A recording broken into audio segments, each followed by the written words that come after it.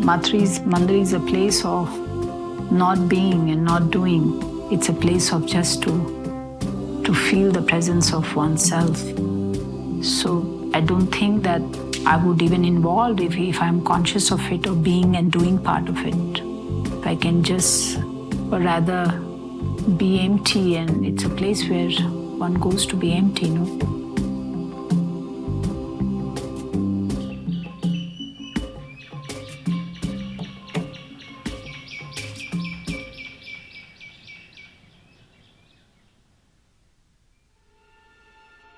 I came to Auroville in '96. I came as a designer to work in Auro mode. And it was evening, early evening. Ended up going for a walk and ended up landing in Matrimandir kitchen for dinner. Not that I had planned, I had no idea about where I was landing. So I was inside Matrimandir very first day itself, within 3 hours. It was few days of my arrival. My boss has been Prema from Auro mode, who is no more. She had been my mentor, my mother, energetically, who brought me to home called Auroville. So she was in Matrimandir duty, and few days, when I came, few days later, she was traveling and she looked at me and saying, on this date, 6 to 7 in the evening, I have a duty on Matrimandir and you take it. And she left. So I ended up going to Matrimandir not to sit and meditate, but I ended up going to Matrimandir to give socks to people. And we used to go up, all the way up. Down was a lot of construction happening. So we used to just climb, and one part we had to climb the ladder and all of that, and then you land up. And I physically would give socks just outside the chamber.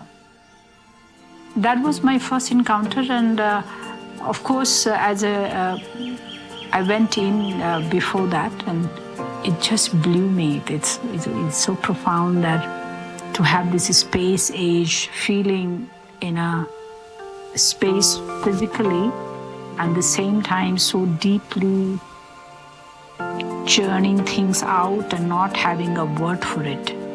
So I've watched over years that it has happened to so many people when they came and they're out overwhelmed without word to express, and they would have terribly wanting to say something, and they're so running out of the word. And that I went through that, and was very deeply gratifying. And first thought came, maybe we need to qualify to come here.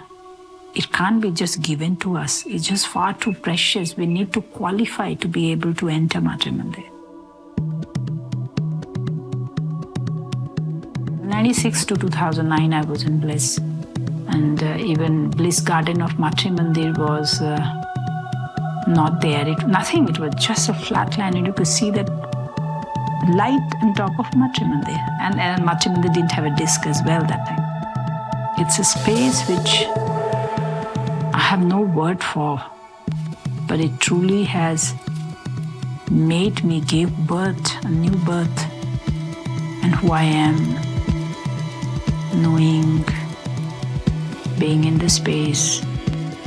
So it's very sacred, and it's not a building. For me, it's a massive, energetic spot. And of course, we complement in the building in a very beautiful way. It's like, wow, how you can do that. But it is a deposit of millions of hours of silence from many people. So it's a consciousness bank as well, that it has held all of us, and the way architecture has, it just holds that, so it becomes more and more powerful. And I also see Matrimandir as a temple of femininity.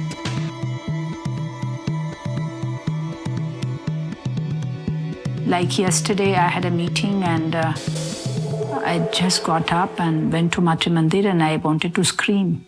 But I wanted to scream under the banyan or cry, and cry loud. And I know that there are certain moments in my life that I have come across, and it's not a not knowing space, but I have no human to go to complain. It will become a advice space or petition space. I just wanted to cry. So I went to the banyan and I looked it around and I said, I couldn't scream. It will just bring attention. But the possibilities that I can go and say, it was a bad jokes and they were jokers, and you put me into middle of it and they ask silly question and how dare you do that to me, and I'll go back to Delhi. But that my purging space is the banyan tree. I have some very sweet spots where I'm completely in love and looking at and going crazy about. That's there in Matrimandir as well. My favorite place is to be in the chamber. Just be there. Lock me in for eternity and I will be there. One of my first dream was, my prayer was that never take me out of this place. I wish you could make me a pebble and throw me as pebble in somewhere in Matrimandir garden. It will be so awesome, so I don't need to die, I don't need to be born. I will transcend time and I will be there forever. And it really was like, wow, imagine that gets granted, then I will be forever in Matrimandir. I wish she will do it one day.